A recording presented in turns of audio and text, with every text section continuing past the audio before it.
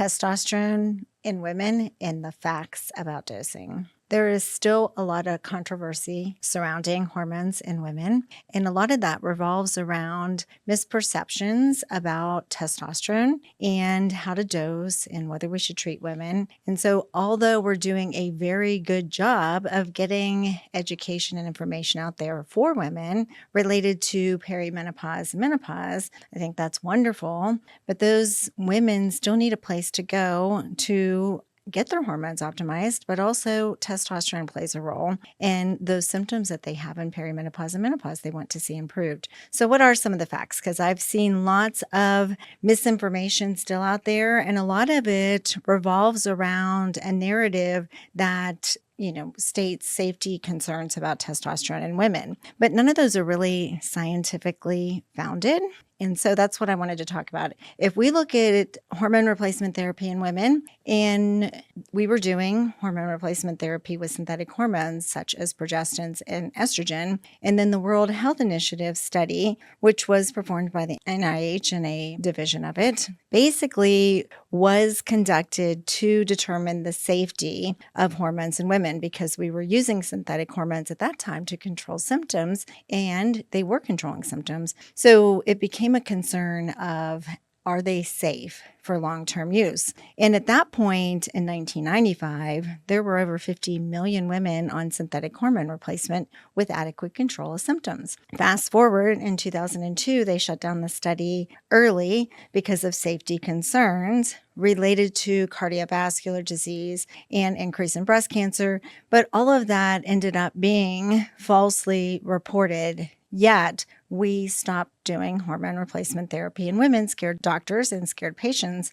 and it plummeted by about 60%. So the only thing we were treating at that point over and over again, and again, I was a pharmacist and early physician at that time, and Premarin and Provera were those. So number one, those are synthetic. So how do they compare? And there's not a lot of head-to-head studies on bioidentical, which is what we use now. But what they didn't include was testosterone. And testosterone is the most abundant circulating hormone in a woman's body. So if testosterone wasn't being used, in comes testosterone. When do we use it? What do we know about it? And a lot of physicians still don't understand testosterone. And even the guidelines that talk about it are very vague and very limiting. So testosterone has really been used for women in treatment of menopause and perimenopause for 80 years, mainly internationally in the UK and Australia, but not here in the US. And there are no FDA-approved products yet. Yet there's 30 FDA-approved products for men.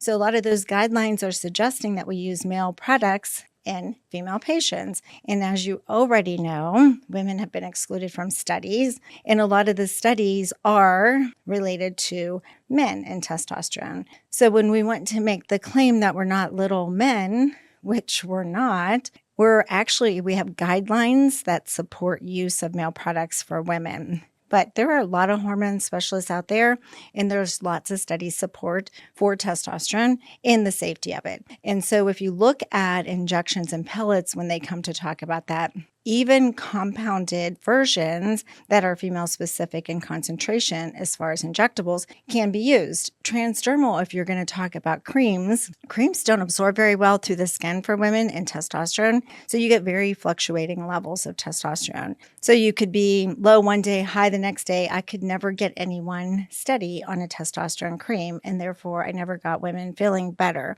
Injectables can come a little closer to pellets from that constant physiologic release, but pellets are by and away the best way to get women feeling better.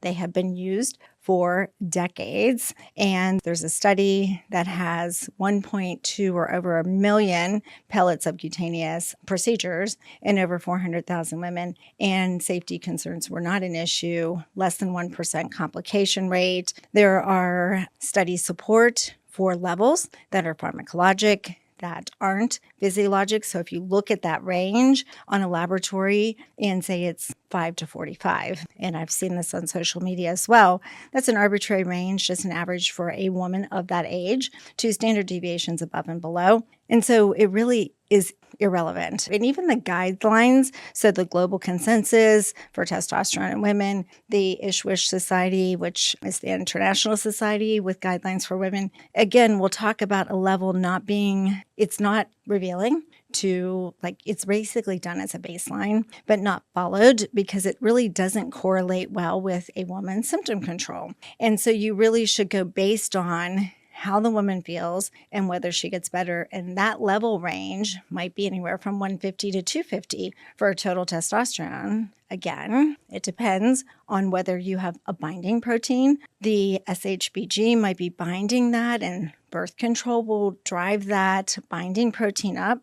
So you're actually free, and active hormone is not high. So therefore, your total testosterone might need to be higher. So you need to look at things outside of just a total testosterone. But symptom control, and not one number in time, is ever going to tell you, number one, about safety, about side effects, about a symptom improvement in women. And so when you hear people saying that you're being overdosed because it's an opinion, when the guidelines actually don't recommend following with levels because they don't know what those levels mean yet. So you look to studies or hormone specialists that have been treating women with pellets or injectables and what levels they're going for and how those patients feel better. And to me, it's quite a jump from doing, a testosterone. Again, we have no approved products. We have misperceptions out there. We have strong opinions that are not supported by science. We have studies that support the safety of testosterone, and it does things outside of just a hypoactive sexual desire disorder, a STD for women. That is the only indication, yet it improves all sexual dysfunction in women, not just a low sex drive. So you can have low arousal, low orgasmic strength, you can have pain with sex. That's the spectrum of female sexual dysfunction, but only low sex drive is the only indication for that. But it also has effects on brain, decreasing inflammation, decreasing diseases in the brain, improving blood glucose regulation in the brain, increasing blood flow, bone mineral density. So it improves your density of your bone. It improves your muscle mass. It improves your metabolism. It has improvement in brain fog. Lots of positive benefits and low safety concerns and low complication rates with pellets and studies to support that. So I would just say that physiologic level you see on the labs is arbitrary. It doesn't mean anything because nobody has a strict level to follow. If they did and they knew what that range was for women like they do for men, so men might be 250 to 900 and an optimal is 800 to 1100, and it's customized to how that man feels at a particular level and other data points, because you can have that binding protein and you want to take that into consideration, because if it binds, what's in the bloodstream and what's bound is not active and what's active is free.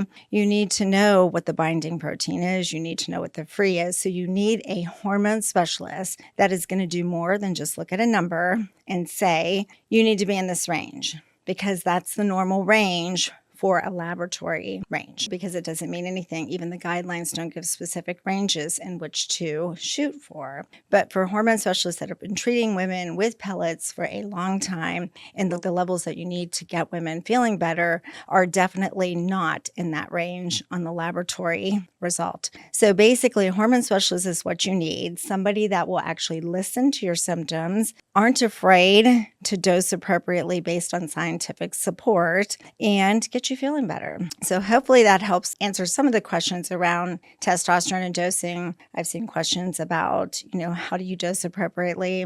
And again, I've seen responses of, somebody's been too high in the past. Somebody, is higher than that range and they feel great. That's the point. It's customized for the patient and for symptom control. So we may have goal levels, but really we're going based on symptom control. And so if you're feeling better, that's the key.